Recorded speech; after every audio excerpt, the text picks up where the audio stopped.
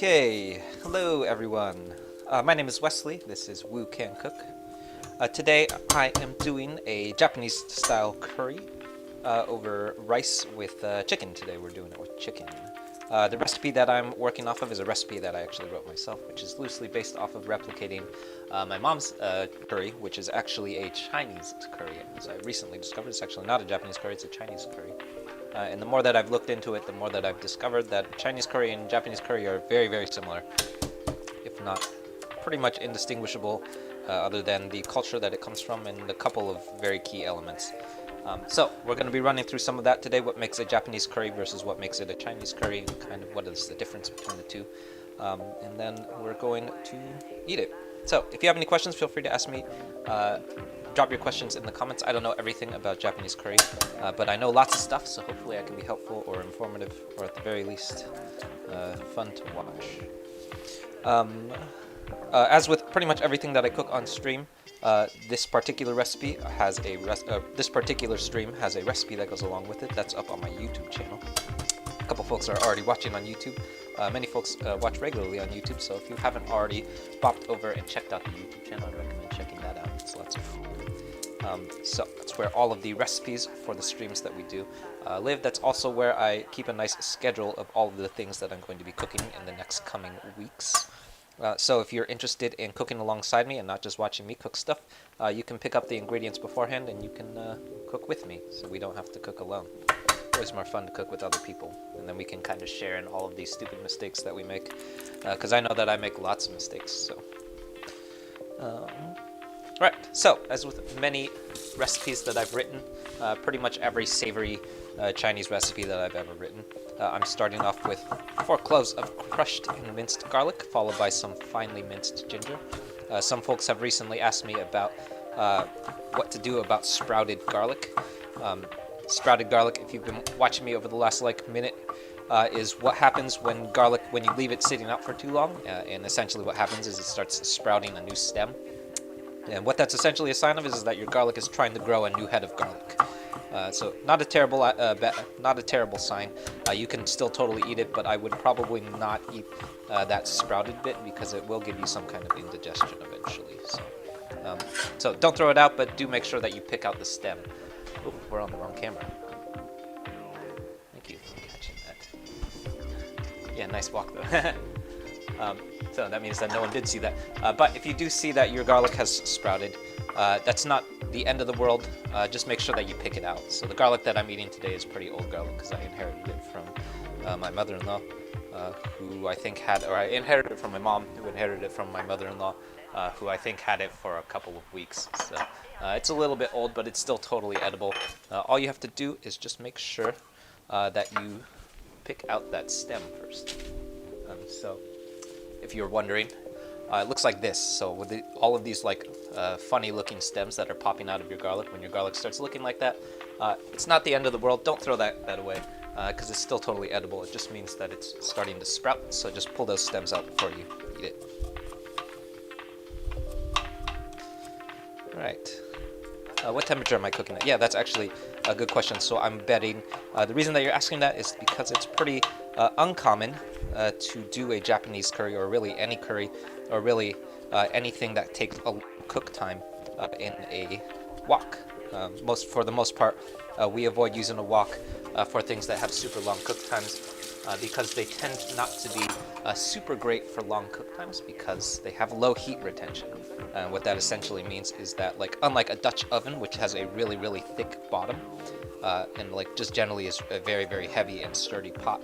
Same thing for stock pots. All of those types of pots are really, really sturdy, which means that they have really, really high heat retention. And since they have super high heat retention, they can stew for a really long time at really low temperatures without having any issues. So the reason that lots of people are afraid to do things slow cooks in a wok is because woks don't retain heat at all. They have to have constant high heat in order for it to stay hot. So we're also going to be running through a couple of things that I do in order to make it possible to do a Japanese curry, or really anything that requires a slow cook, in a wok. And I will also run through some of the benefits of why it's really good to use a wok for a Japanese curry. It's actually, in my opinion, a Japanese curry, or really most curries in general. I won't say that. Definitely Japanese curries and Chinese curries in general, probably also Thai curries too, work best and are intended to be cooked in a wok. So we're going to get to that soon. But to answer your question, UTI, we're going to be doing it at really, really high heat early on. And then I'm going to lower the temperature probably to like medium heat. And then I'm going to add a wok ring to it to keep it steady. And then we're going to slow cook it at medium temperatures. And I will show you how we do that.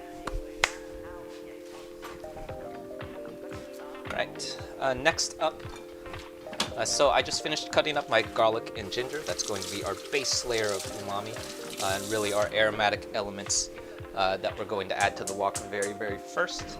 The third and final thing I should say, that we're going to add to our wok as our aromatic element is going to be the whites of our green onions, but only the whites.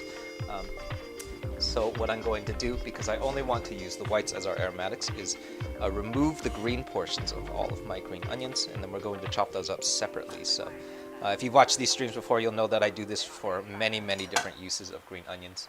I do this super frequently, and because the whites of green onions are a whole lot more sturdy and can withstand the high heat and just like really aggressive heat of a wok, which that wouldn't really work with the greens of a green onion, because the greens of a green onion are a lot more delicate. So if you were to throw those greens into the wok heat, they would pretty much just come apart entirely, and they'd basically just disappear. So, but you can do that with the whites. So when I use green onions, or not always, but lots of times when I use green onions, I like to separate them and then save these whites for our aromatic elements that we're going to throw in really early, and then separately we're going to chop these greens up and we're going to use them as garnish. So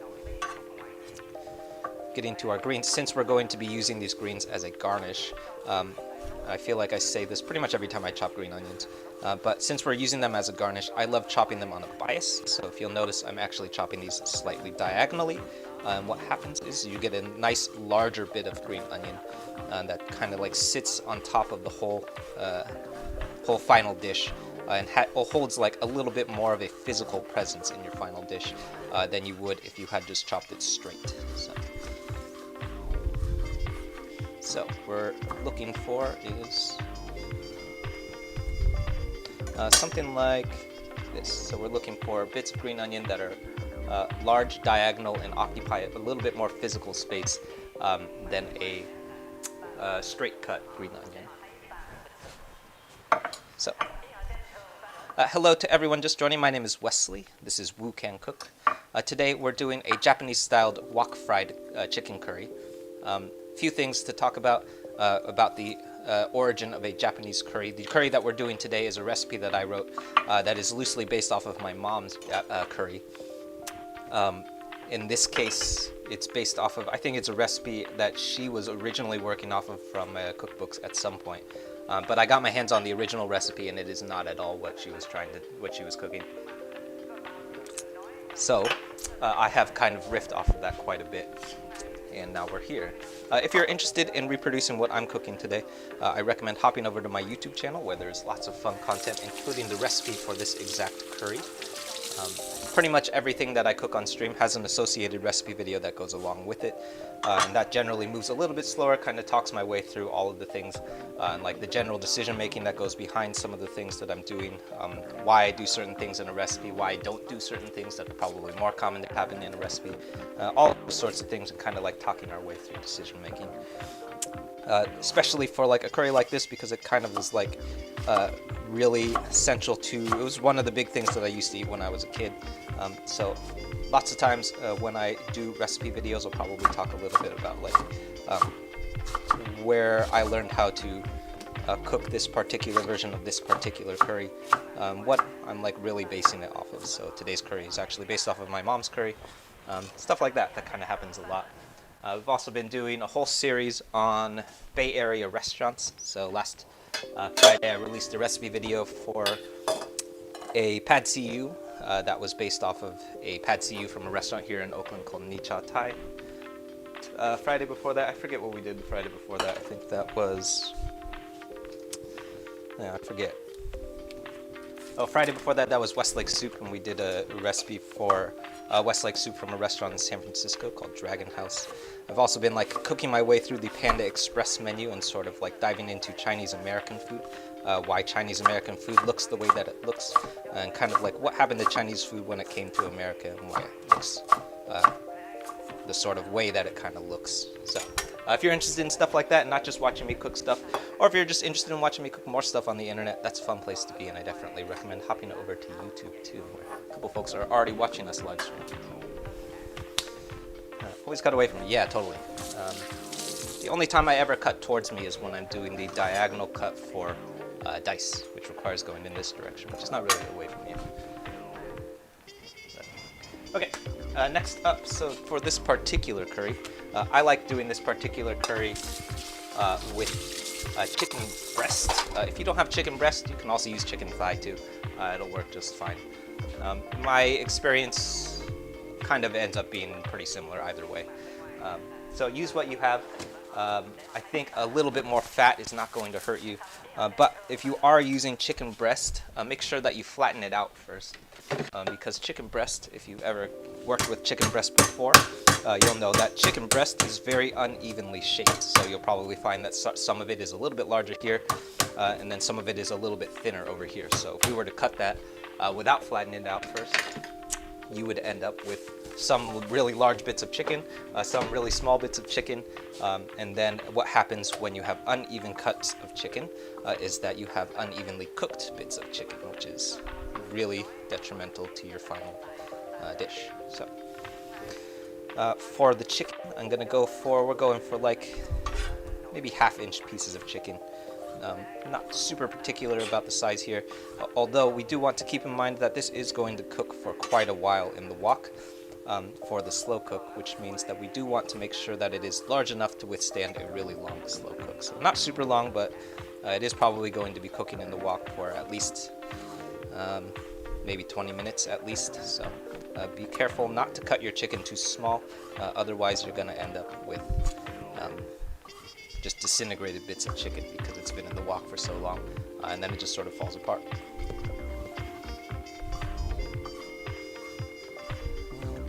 And something like that. Right.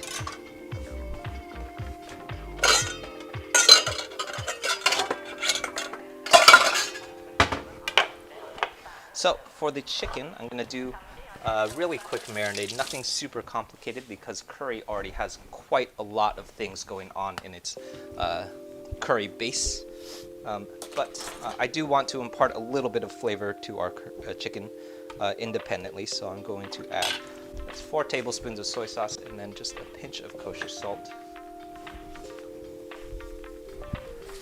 And then the last thing that I have actually started using in a lot of chicken marinades, and it's kind of like my new favorite ingredient right now, is a pinch of white pepper. So this is going to be like maybe half a teaspoon of white pepper. And I found that it just adds a little bit of extra something, especially when you add it to a marinade, because it is really, really subtle and it just kind of sits nicely. So if you're really committed, you probably want to let this marinate for at least 15 minutes, up to an hour. In this case, we'll probably only marinate for like 10 minutes, maybe even less. I oftentimes cut the marinade time on my chicken short a little bit. Not super heartbroken about it, but if you really want real nice depth of flavor, let it marinate for a little bit longer. All right. Let's clean this board.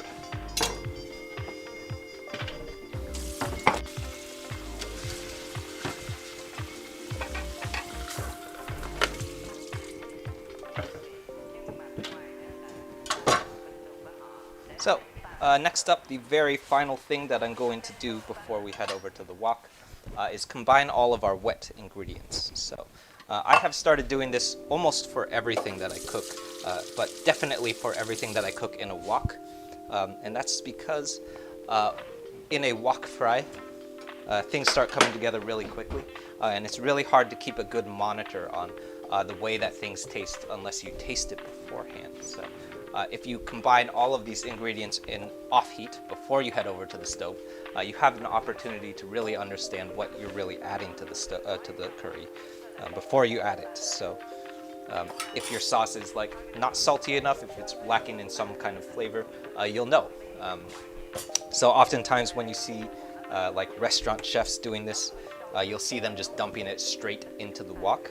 That like works for them because they have been cooking the exact same thing for years and years and years, and know exactly what it needs, because they make it like 100 times a day, right? In this particular case, I have not made this curry 100 times, although I probably made it like 20 or 30 times. Maybe there are a couple things that I am confident enough to do that, but in this case, I like to combine this off heat, and that way I can taste it beforehand and make adjustments as needed. All right, so that was 4 tablespoons of soy sauce, 1 tablespoon of mirin, 2 tablespoons of mirin actually, and then this is 2 tablespoons of, no, 2 tablespoons? Quarter cup. This is a whole quarter cup of sake, excuse me. All right, so we're at the point where if you are wondering what is the difference between a Chinese curry and a Japanese curry, it's the elements that we're adding in right now. So if this was a Chinese curry, today I'm using, this is dry sake, which makes it a Japanese curry. If you were making a Chinese curry, you would have probably used Shaoxing wine, which is very similar, maybe a little bit more sweet, but otherwise pretty similar. We also just used mirin, which is from Japanese cuisine. But if you were, again, if you were using, making a Chinese curry, probably would have used something like Shaoxing wine, or maybe even rice vinegar. Again, both of those ingredients very, very similar. So in my opinion, the difference between a Chinese curry and a Japanese curry is very, very negligible. It mainly comes from the types of ingredients that you're adding, which pretty much serve the same purpose. So when I work with Shaoxing wine, for example, which I use in a lot of recipes, I very frequently, if I run out of Shaoxing wine, will substitute it with sake or even mirin, because they serve pretty similar purposes. So next up, this is a tablespoon of oyster sauce. Oyster sauce, as the name implies, comes from the fermentation of oyster. So what we're getting out of it when we use oyster sauce is a little bit of like fermented umami, like fish-based umami. So if you are not able to get your hands on oyster sauce, I found the next best thing has been, for me at least, is just plain old fish sauce will work too. All right.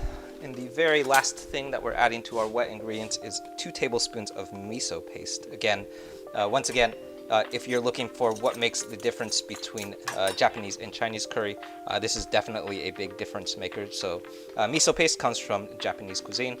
If we were making a Chinese curry, we would have probably used dobanjang, which is very, very similar.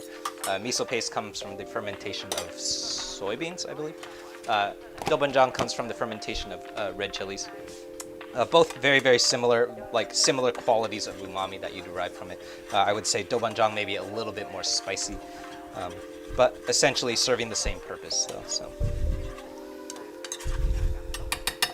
And at this point, we just want to make sure that that miso paste sort of breaks down. So when I use miso paste, I first of all love to break down miso paste in a little bit of liquid beforehand. Second of all, I kind of like have started treating it like egg.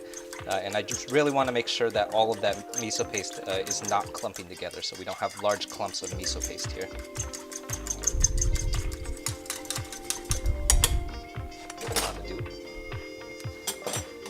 Right, so that is our sauce. Setting that aside.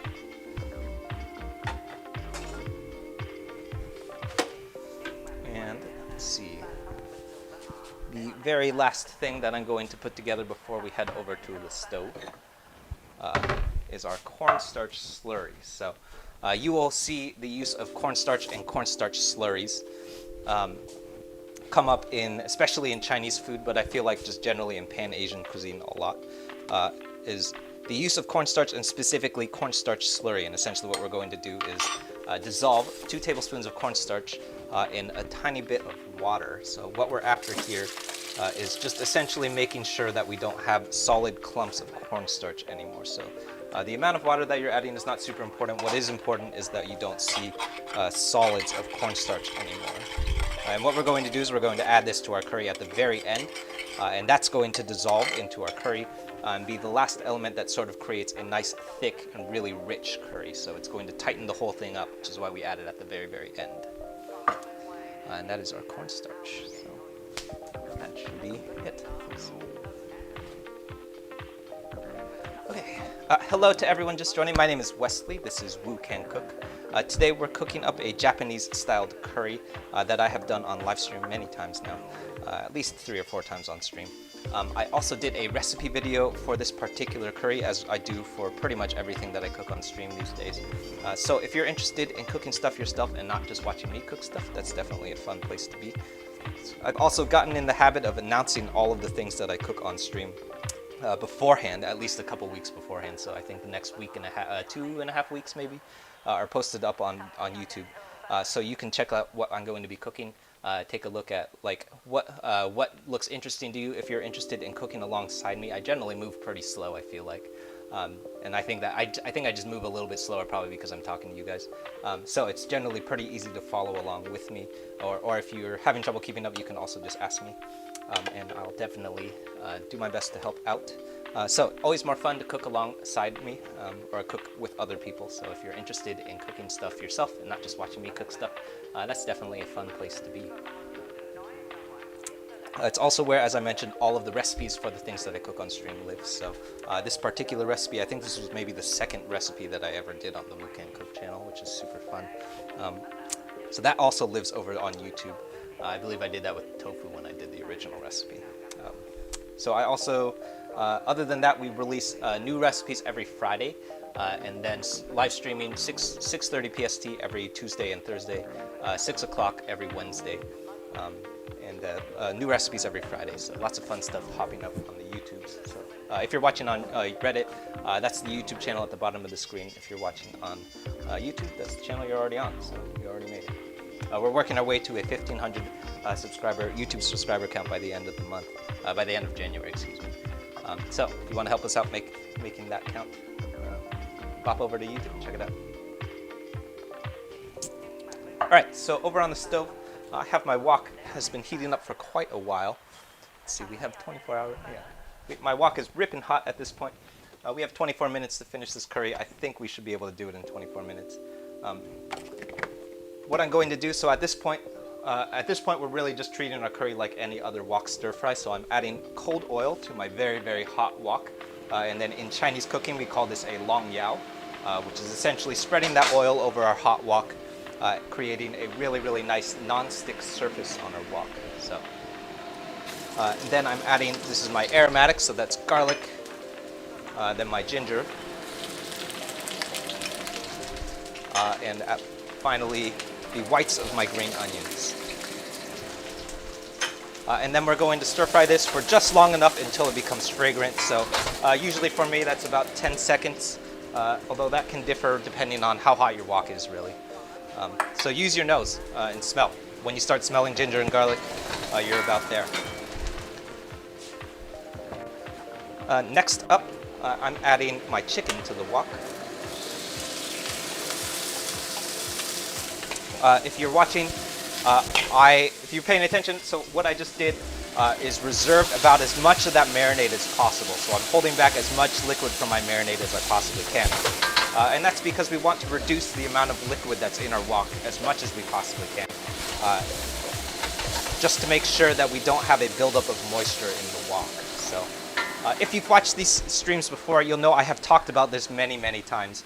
But essentially, the big enemy of wok cooking is moisture. So the more moisture that you have in a wok, the lower the temperature of the wok is going to become. And low temperature, I should say, low temperature in a wok is the real big enemy of wok stir fries. So the lower that your wok temperature gets, the more problem that you're going to start having. So we're really trying to avoid that from dropping the temperature of the wok. So we're avoiding as much moisture as possible while we're flash cooking our chicken here.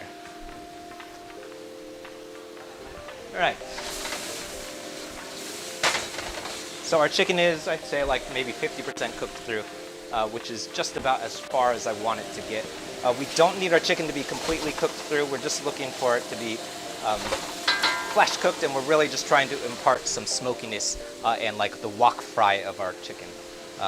We don't need it to be completely cooked through because it's also going to slow cook in the wok for quite a while too. So at this point, what I'm doing is, you'll see this happen in street food cooking a lot.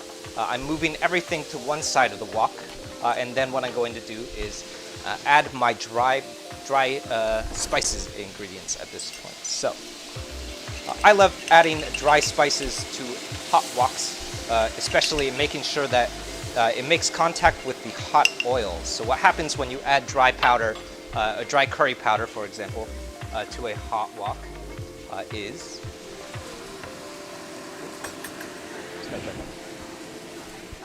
I lost my turmeric.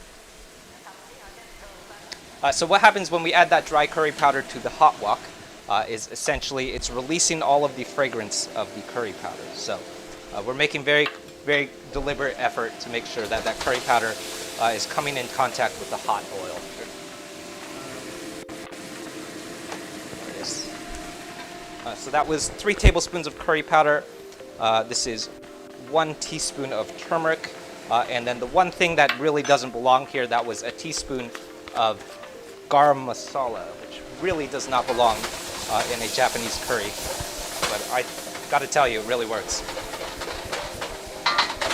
So we're letting that all release, and then we're going to add our wet ingredients.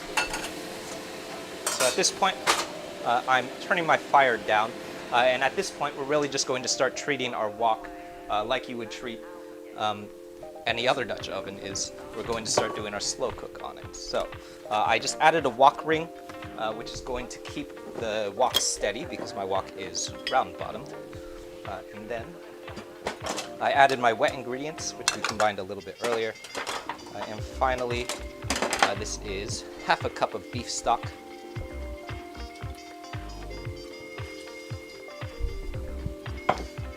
Followed by half a cup of water.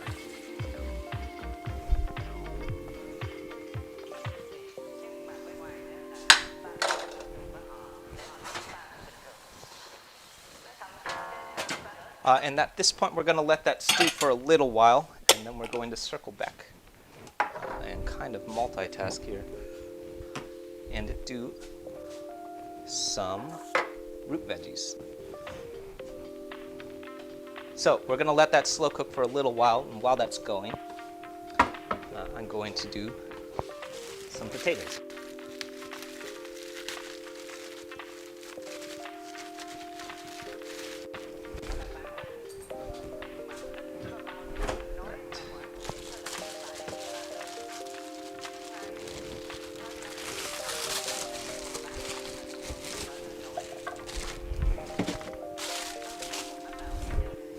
So if you want to be really diligent about your mise en place, you probably should have cut this stuff earlier. But just in the effort of completing this stream in 45 minutes, I've got also like pretty familiar with this recipe, so I know how long it needs to sit on the stove for. So I'm not super concerned about it burning. But if this is the first time you've done this curry, don't do what I'm doing, and definitely chop this stuff up before you hit stuff on the wok. So this is 2 russet potatoes and 2 carrots. So carrots and potato, in my opinion, is definitely 2 of the elements that make this either a Japanese or Chinese curry. In addition to that, the lack of dairy elements, which is more commonly found in things like Indian curries or like coconut milk in Thai curries. So since it really lacks any kind of creaminess, that to me is what kind of makes it stand out as a Japanese curry.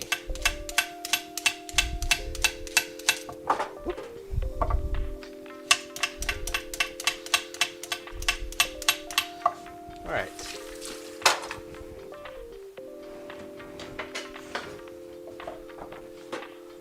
So for our potatoes, we want to go just like we did with the chicken for pretty large bits of chicken or large bits of potatoes and carrots, and that's because it's going to withstand quite a bit of wok heat, and it's also going to be slow cooking for quite a while. So if you cut your potatoes and carrots too thin, you'll find that they eventually start disappearing, which is not what we're after. So Make sure that you don't cut these too small, otherwise they're going to just straight up disappear into the wok.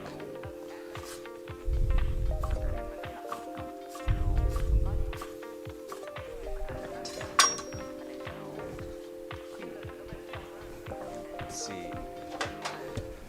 So I'm just going to start throwing this stuff into the wok here. Our curry probably needs about, I don't know, that probably needs to slow cook for maybe 5-10 minutes at least, maybe a little bit longer than that. Really what we're waiting for at this point is just to make sure that our potatoes and carrots have enough time to tenderize in the wok heat. Right, so I'm going to do the same thing for my carrots. Again, just like the potatoes, I'm going for pretty large bits of carrot because we want to make sure that it doesn't disappear in the wok. Right, so for carrots, I love cutting carrots on a bias because it helps us get to nice even shapes in our carrots, and that's like one of the bigger challenges with working with carrots is that they're very frequently very oddly shaped. So carrots, they start out larger at the top and then they get smaller at the bottom. So the smaller that the carrot is, the more likely it's going to burn. So I'm cutting the large bits in half and then I'm cutting it on a diagonal, and then the small bits I'm just cutting it straight. And that's again in an effort to make sure that our carrots are all cut in even sizes. So carrots going in.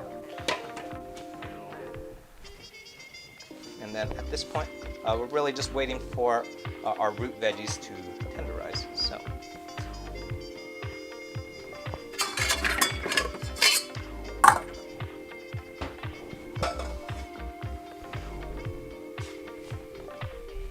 alright. Cool. Yeah, hello to everyone just joining. Thank you for the awards too. Airtime is very helpful because this probably will take maybe not quite 45 minutes, probably like 50 minutes, I think. So if we're short on time. So if I do get cut off, we're also live streaming on YouTube, so I'll probably finish it up over on YouTube. So if I do get cut off, you can bop over to YouTube and check that out.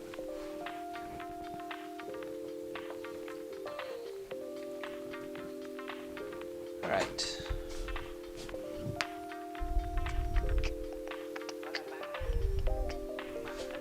Not add enough water. Sorry. I read my recipe wrong. This is supposed to be 2 cups of water. I only added half a cup. So I'm adding a little bit more water, and that's just to give it a little bit more liquid to cook our root veggies down. And that is it.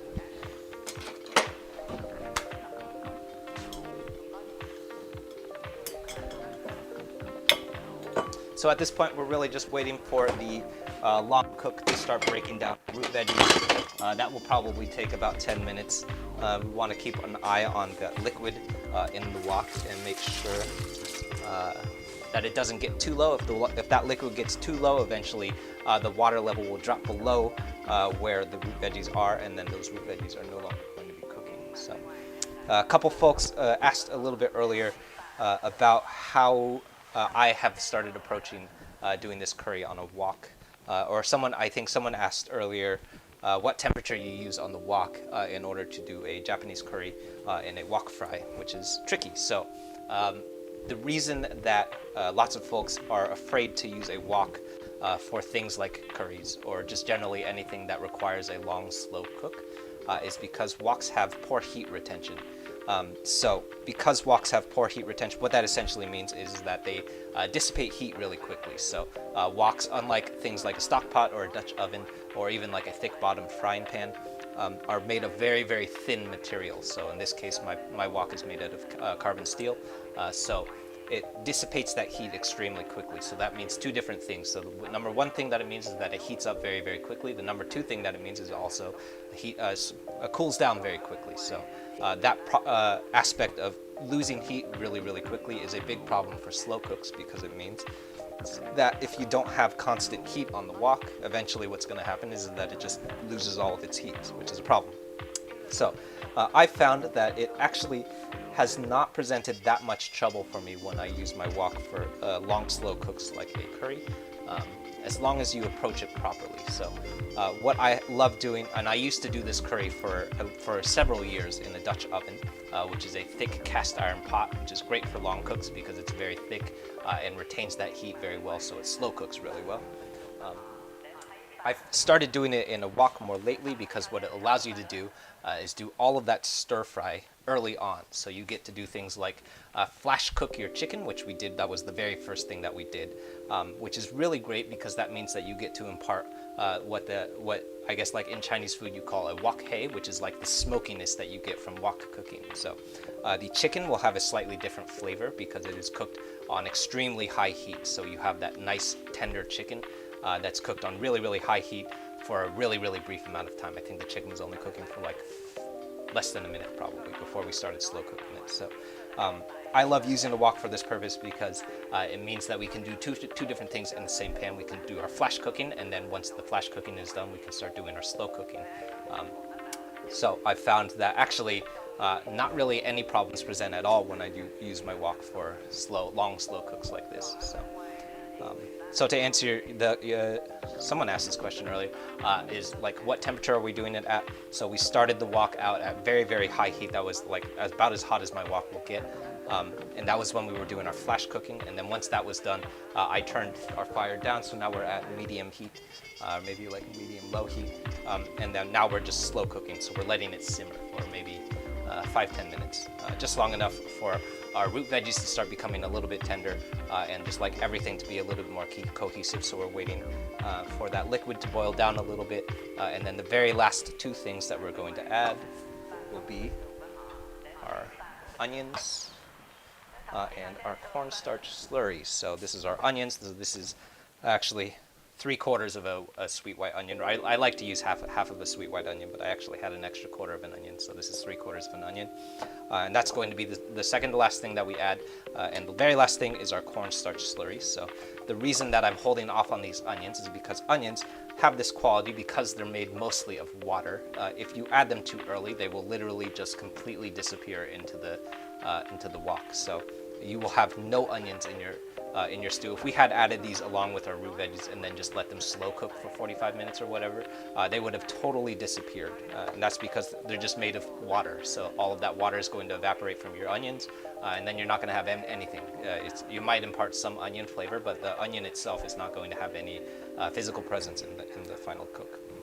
So to that end, when I'm trying to keep these onions from completely disappearing, I like to hold them off until probably we're going to add them at like, I don't know, like maybe 2 or 3 minutes before we're done cooking. And that's going to make sure that the onions have a little bit more physical presence than if we had added them super early. And yes, cornstarch, purple sauce. So this is cornstarch. This is actually 2 tablespoons of cornstarch that I have dissolved in water. So that's why in Chinese cooking we call that a cornstarch slurry. And essentially what it's doing is breaking down all of the solids in your cornstarch, and that's going to make sure that your cornstarch doesn't clump up into big pieces, which cornstarch has a very, very big capacity to do. So the more that I've started using cornstarch slurries, the more that I've discovered is that like there's really nothing that has a physical presence that cornstarch won't stick to. So in all of the sauces that I've ever made, it can stick to honey, it can stick to sweet and sour sauce, it can stick to miso paste. It really, if there's a physical element to anything that you're cooking, so basically if it's not water or even like basically just soy sauce, it will definitely clump up, and then that's like a terrible, terrible thing for your final cook is if you have clumps of cornstarch, because that means that you have to pick out like large clumps of cornstarch, which is just really unattractive in your final meal. So when you use cornstarch, especially in Chinese food, but also Japanese food and I guess Pan-Asian food in general, always make sure that you dissolve that stuff in water before you use it. So essentially it's just cornstarch, water, and then liquefied. And that's going to be the last thing that we use, and it's going to create this really nice, thick, luxurious curry. So our curry right now looks very loose, kind of looks watery, and that's because we just put a bunch of water in there. So It's very, very loose, but as soon as we add that cornstarch, it's going to tighten up really quickly, and it's going to be very, very thick and luxurious. So. Yeah, dragon's breath. Yeah, I think that's the literal translation of wok hei. Maybe.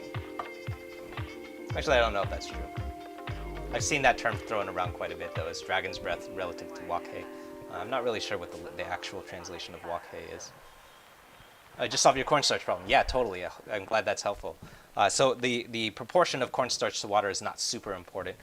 Really, this is just 2 tablespoons of cornstarch, so that the amount of cornstarch is really important. So 2 tablespoons of cornstarch, and then I just added enough water to make sure that that cornstarch dissolves, so we don't have big chunks of cornstarch anymore. So really, really important element to like a whole bunch of different like cooked stir fries and like anything like saucy. So like really important to like honey sesame chicken, General Tso's chicken, kung pao chicken, mapo tofu, like any kind of wok stir fry that has a sauce in it. Really, really important is that cornstarch slurry. Hire me to cook for you. Yeah, that might be. If you're in the Bay Area, I might be able to do that. That would be interesting. I've never cooked for anyone or like cooked professionally. Have you ever put raisins in the Japanese curry? That would be probably pretty good. That's definitely non-traditional, but that would probably be super tasty. I feel like in a curry, just like with like any like stew, it's really like what you have. Throw what you have in, and then like use what you got. So if you don't have carrots, but you have lots of potatoes, add more potatoes. If you don't have potatoes, add more carrots. I've also done it with turnips. Turnips work really well. I've left the chicken out a whole bunch, so I've definitely subbed the chicken with beef. I think I've done it with lamb at least once. I have definitely done it with tofu a bunch of times. So if you're trying to keep it vegetarian, just use tofu, and that works really well. Really anything, like any kind of protein, it will totally work. Chris, are you in Chicago? Oh, that's totally. I might be in Chicago eventually, so maybe. But that would be super fun. I've never cooked. I've never been paid to cook stuff. That's very interesting, though. But if I'm ever in Chicago, I'll let you know. Raisins definitely a good idea, though. Totally. Let's say Bob over here so you can watch this cooking. I don't need to watch my onions.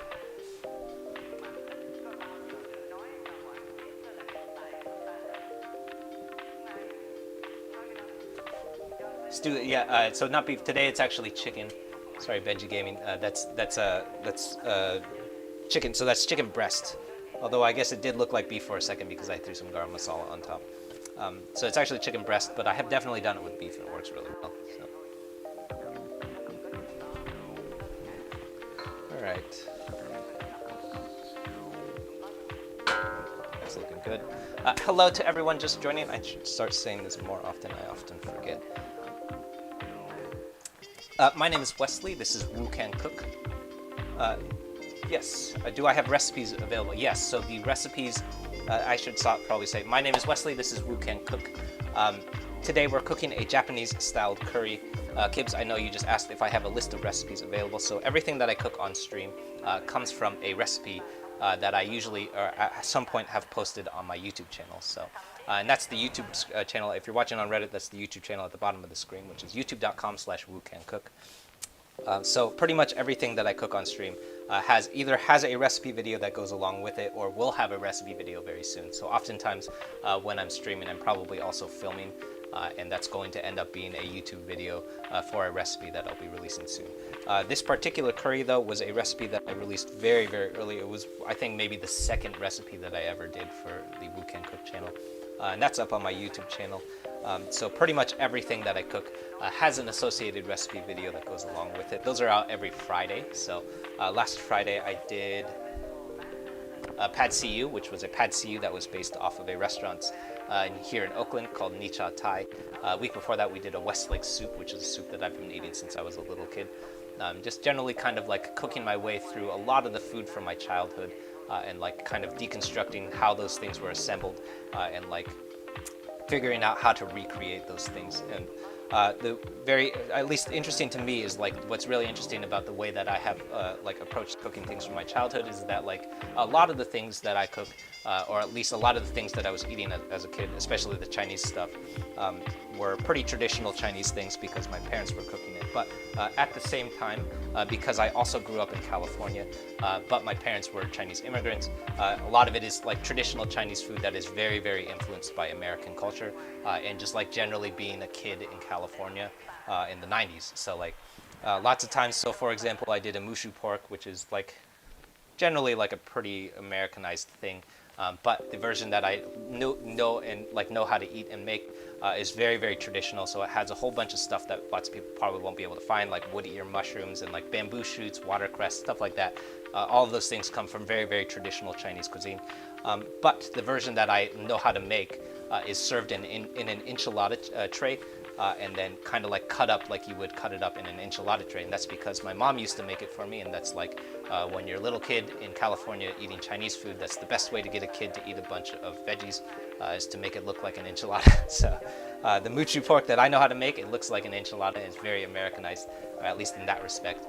So I have this like weird approach to cooking now that's like, on the one hand, very, very traditional, but on the other hand, very, very like influenced by American culture and just like growing up in America.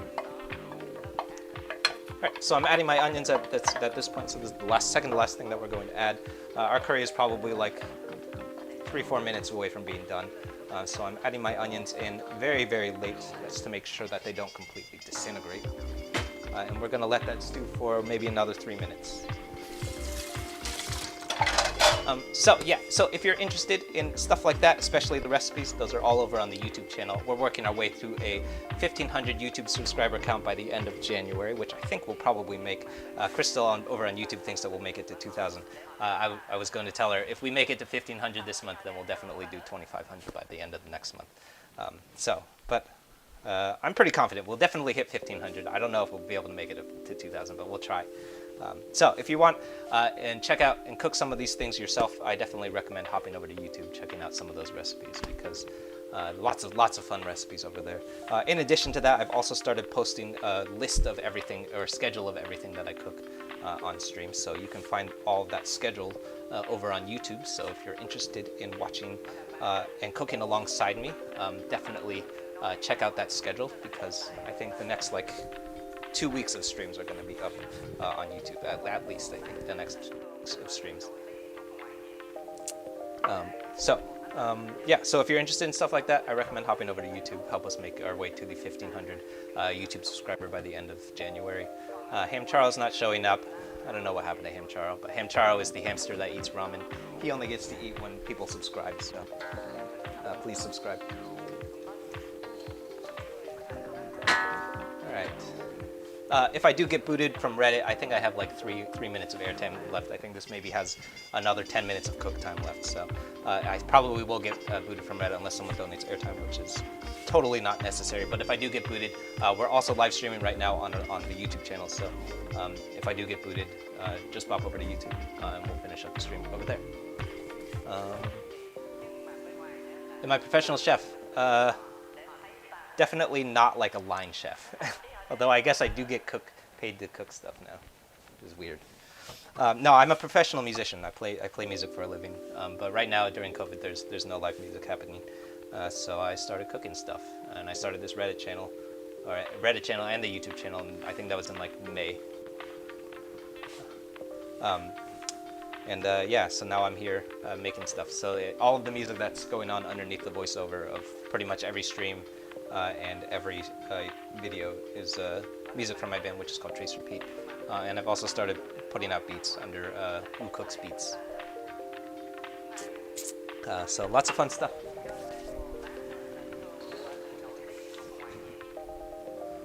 Say walk. Yeah, walk. I say walk a lot. I don't know why you need me to say it again. All right. So at this point, I'm just looking for the onions to start tenderizing. I think they probably need a couple more minutes, and that should be it.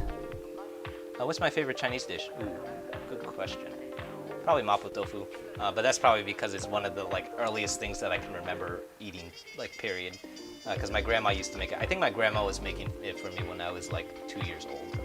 Because mapo tofu, you don't need teeth to eat. So I think I was like a little kid I probably didn't have any like heat in it when I was a little kid, when I was a baby eating that stuff. But definitely like biggest nostalgia vibes probably mapo tofu. Ooh, German, yeah. So if you're, that's some people have been asking if I ever cook stuff that's not Chinese or Asian inspired. All of the things that, so the reason that I don't stream on Mondays is because all of the things that are not Asian inspired are usually streamed on Mondays on another show, which is called Monday Meals with Wu Can Cook. That's over on the Bay Street Emeryville Facebook page. So that's Bay Street Emeryville, and we stream every Monday at 6 p.m. That's for the Monday Meals show. So I definitely have done some German stuff over there, although I don't remember what the last thing was. I'm definitely working on figuring out a good recipe for some spatzel, and just generally have been watching a lot of Kenji Lopez cook stuff with Wursthall. So, ooh, 6 seconds. I think we're gonna lose Reddit. Thanks everyone. Bye Reddit. Maybe I'll restart it.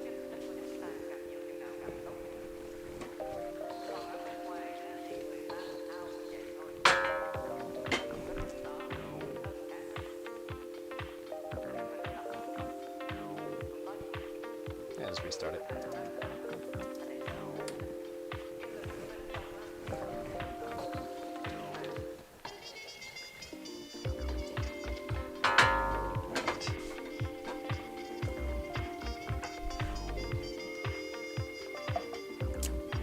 All right, so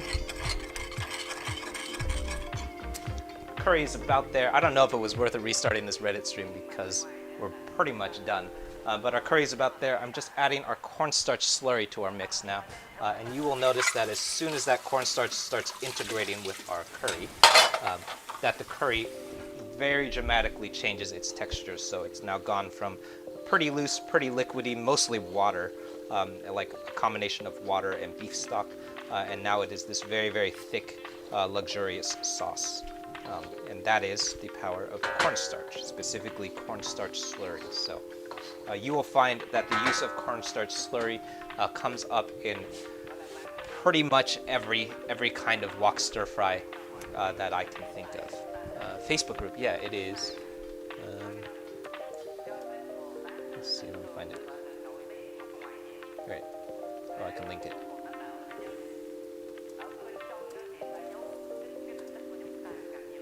Yeah, cool.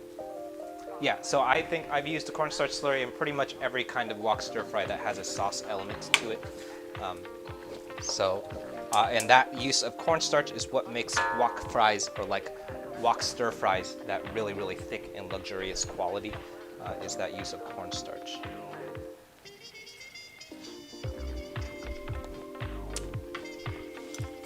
Stanley Kubrick, oh yeah, totally. Yeah, that's real good. So what I'm doing right now is I'm just making sure that our potatoes and our carrots are really, really tender, which it is, definitely is. And you'll also, if you've been watching this whole time, may have noticed that I have not added any salt whatsoever, which is very, very important with a curry like this. Hold off on the use of salt until the very, very end, because it's very, very difficult to understand what level of salinity your curry or your pasta sauces or your beef stews, stuff like that. It's really difficult to understand salinity until it is completely reduced.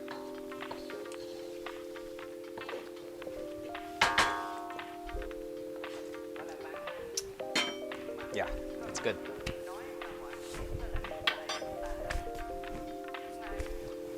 All right, so I think we're ready to eat. I have finally finished eating my way through brown rice. So we're serving this with jasmine rice today, which I'm super stoked for because I'm really sick of brown rice.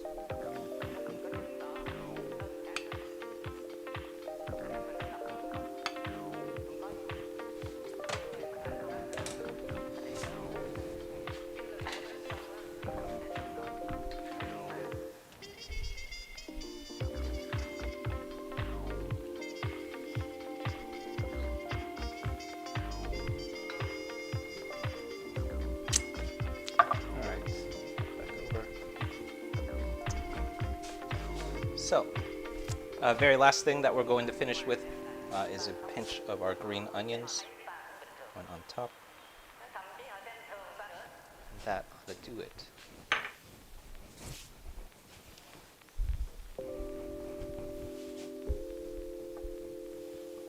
Yeah. You had to show up again. Yeah, totally.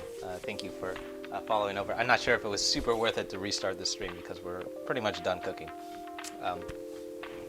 You missed the whole stream. Oh no, that's terrible. I think there's actually a replay on YouTube, so you can watch the replay. But you won't be able to ask me questions. But you can just ask me questions on the YouTube channel too. All right, so that is my Japanese curry. Oh, I should say, the very last thing that you want to do. Let's pop back over here. I have started saying this at the end of pretty much every stream now, but the very last thing that we want to do before we finish cooking, or before we eat, I should say, is we want to remove all of this stuff from our wok. So do yourself a really big favor, especially if you're using things like a carbon steel wok, and don't leave stuff in the wok. Because what happens when you leave that stuff in the wok is that it is eventually going to start sticking to the wok. So a really, really hot wok, like what we have right now, is a whole lot easier to clean than a cold wok. So if we look closely, this is my empty wok right now, and what you'll notice is that there's a bunch of stuff in it right now. So if I left this in the wok and just let it cool down, what would happen is all that stuff would eventually just stick to the wok. And then we have to do a bunch of stuff that you really don't want to be doing, especially with a carbon steel wok, but really just woks in general. So we have to do things like scrub and like might have to break out like steel wool, all those things.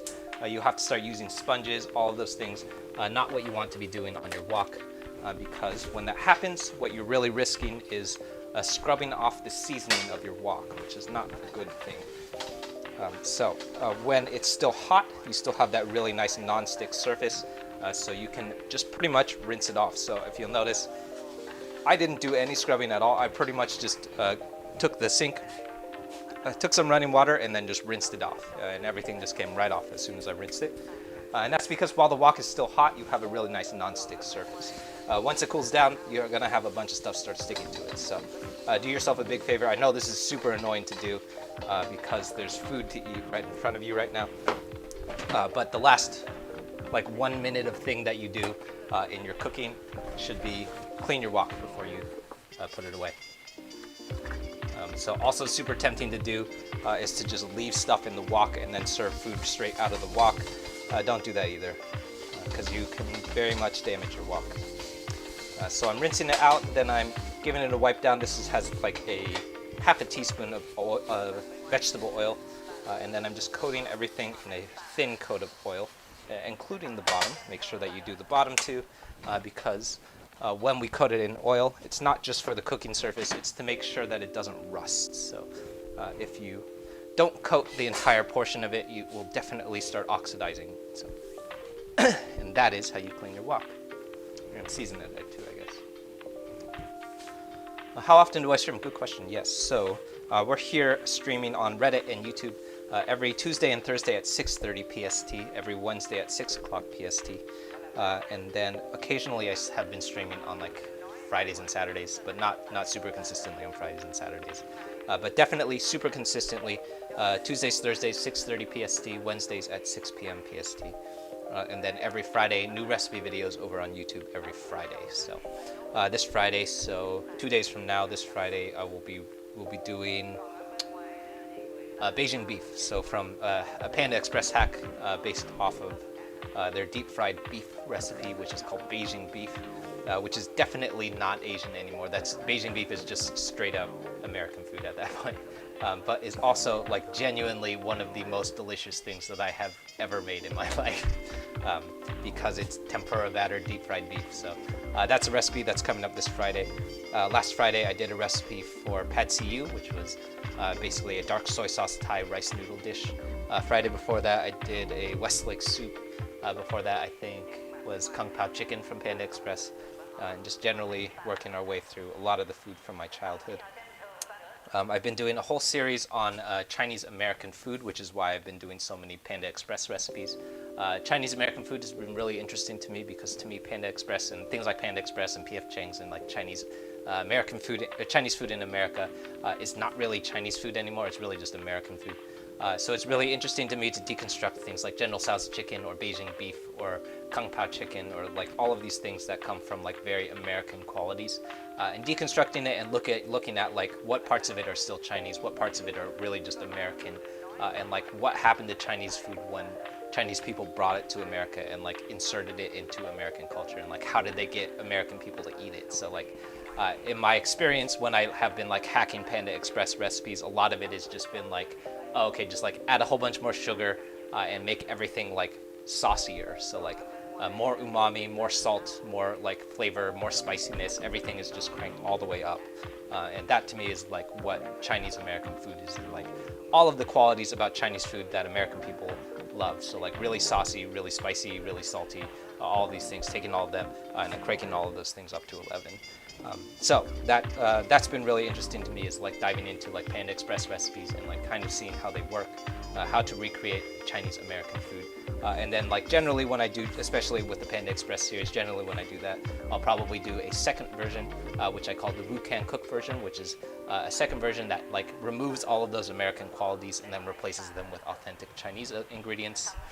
So like taking out all of those sugars and then adding back a lot of sweet elements and then like creating a little bit more complex sweet flavor that's not just like straightforward sweetness. So things like that popping up on the YouTube channel. Very exciting, very interesting. Usually the recipe videos move a little bit slower so you can follow along and keep track of what I'm doing. And also like generally we'll dive into a discussion or discussing a little bit more like some of the decision making that goes behind the things that I do in recipes and like why I add the things that I'm adding, why I leave things out, stuff like that. So definitely check out the YouTube. Yeah, thanks for artistic reward. Thank you. Definitely check out the YouTube channel if you're not already watching over there. I know some folks are already watching on YouTube. We stream every time that I stream on Reddit. I'm also concurrently streaming on YouTube too, which is the laptop behind me if you're watching on Reddit. So that's where all of the live streams, the schedule of live streams will live too. So on top of all of the recipe videos, that's where I have been posting the schedule of everything that I'm going to be cooking, at least for the next couple of weeks now. So I think the next 2.5 weeks are up on YouTube already. So if you're interested in following along with me, you can take a look at what I'm going to be cooking, what you want to cook yourself, and then go to the grocery store, pick up the things that you need because there's probably a recipe list, and there might be some stuff that you don't have.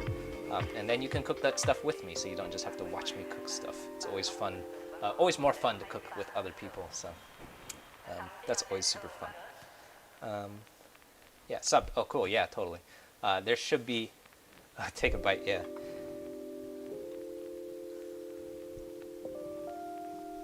Yeah.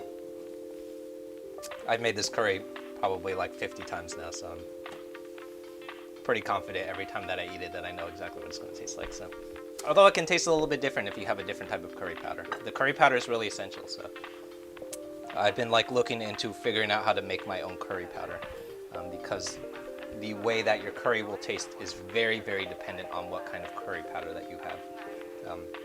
So I have started like looking into, I want more control over what my curry powder tastes like. So this particular curry right now is a little bit spicier than other curries that I've made, and I think it's because of the type of curry powder that I'm using. So, but yeah, definitely if you're watching on Reddit, definitely check that out. That's at youtube.com/WuCanCook if you haven't subbed already. We're working our way to a 1,500 subscriber goal by the end of January. Crystal thinks that we can make it to 2,000. I don't know.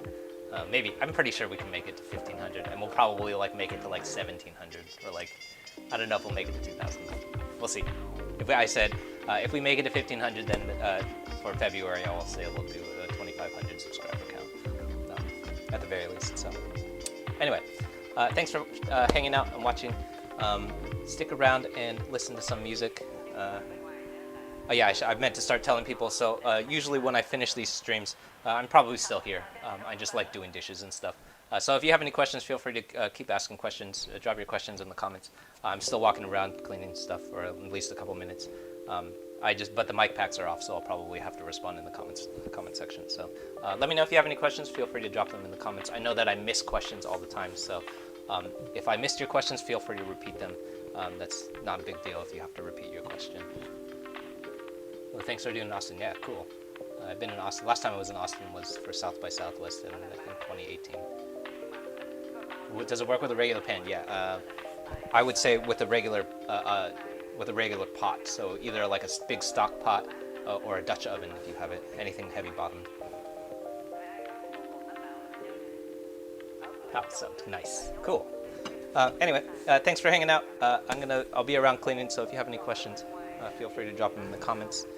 All of the music on the Thanks for Watching page, by the way, is all music from the new YouTube channel, which I just started, which is called Woo Cooks Beats, which is all of the music that is, I call it lo-fi beats to cook to. So that's the like listen to box at the bottom of the screen if you're watching on Reddit. So stick around, listen to some music, ask me questions if you got any. See you soon.